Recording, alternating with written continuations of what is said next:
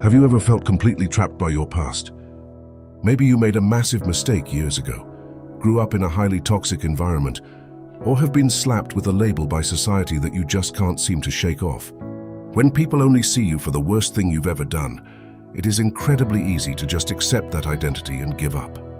But what if your history isn't a life sentence? What if a single courageous decision today could completely overwrite your past and launch you into a destiny you never thought possible? Welcome back to Biblical Bios, where we uncover the deeply motivational stories of the everyday people who completely changed history. Today, we are diving into one of the most radical underdog stories of all time, Rahab's choice. Rahab wasn't a queen, a prophet, or a warrior. She was a marginalized woman living in a doomed city, carrying one of the most stigmatized labels in society. Yet, through one daring act of faith, she secured her family's survival and literally changed the bloodline of kings. By the end of this video, you will know exactly how to break free from the labels society has placed on you and how to use your current positioning to pivot toward an extraordinary future. To understand the sheer magnitude of Rahab's comeback, we have to look at exactly where she started. Rahab lived in Jericho, a massive, heavily fortified city that was deeply corrupt and on the brink of absolute destruction. But worse than her location was her reputation. She was known throughout the city as a prostitute. Her house was physically built into the outer city wall. This is deeply symbolic. In ancient times, the people who lived inside the city walls were often the outcasts, the marginalized, the people society wanted to push to the absolute edges. They were the first in the line of danger during an attack, and the last to receive any protection. Think about the walls in your own life. How many times has society, your family, or even your own inner critic pushed you to the margins because of your past? When you carry a heavy label, whether it's failure, addict, bankrupt, or uneducated, it acts like a psychological prison. You start to believe that because you made mistakes in the past, you are disqualified from having a successful future. Rahab could have easily accepted her fate. She could have said, "This is who I am and this is where I die." But the underdog mindset refuses to let a temporary label become a permanent identity. Opportunity rarely announces itself with trumpets. It usually shows up disguised as a massive risk. For Rahab, that opportunity came when two Israelite spies knocked on her door.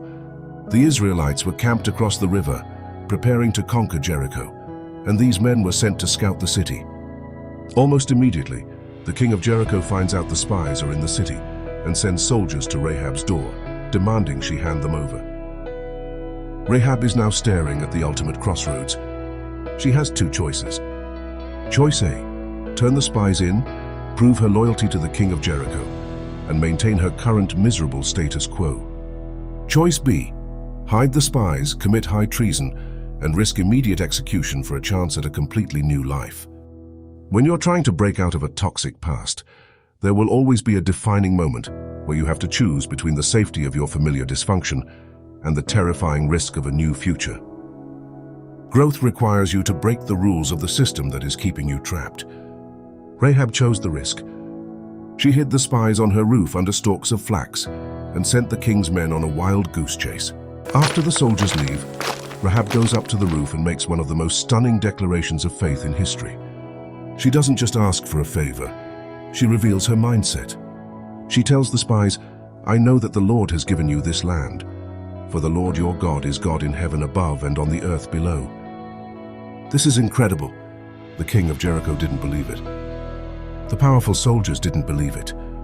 But the marginalized woman on the edge of the city saw the truth clearly. She recognized that the corrupt system she was living in was completely doomed, and she chose to align herself with the winning side before the battle even started. To change your destiny, you have to be willing to burn the boats. You have to stop defending the habits, the relationships, and the environments that are actively destroying your life. You have to recognize when a system is failing you and have the absolute courage to declare, "I am not going down with this ship."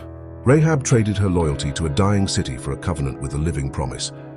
She asks the spies to swear that they will save her and her family when they return to destroy Jericho. And they agree.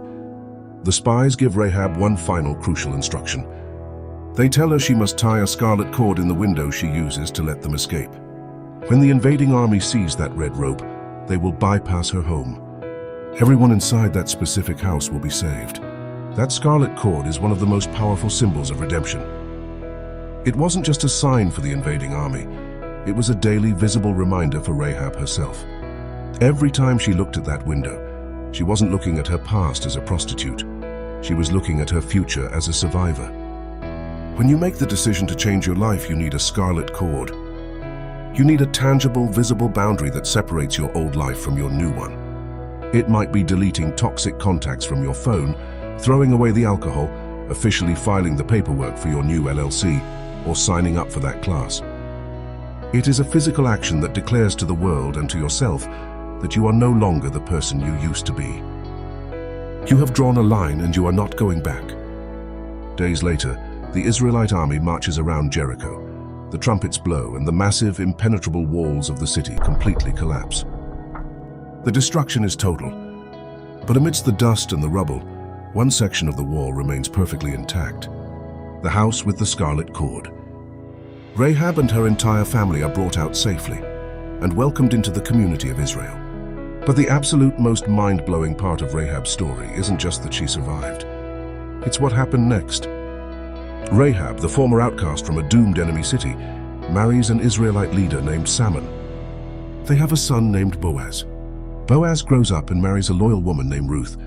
They have a son named Obed, who has a son named Jesse, who has a son named King David. Rahab's courageous pivot completely overwrote her past. Her bloodline literally became the royal lineage of Israel, ultimately leading to Jesus Christ. Never ever let anyone tell you that your past disqualifies you from a massive future. It doesn't matter what labels you have worn. It doesn't matter what mistakes you have made. Your past is just data. It is not your destiny.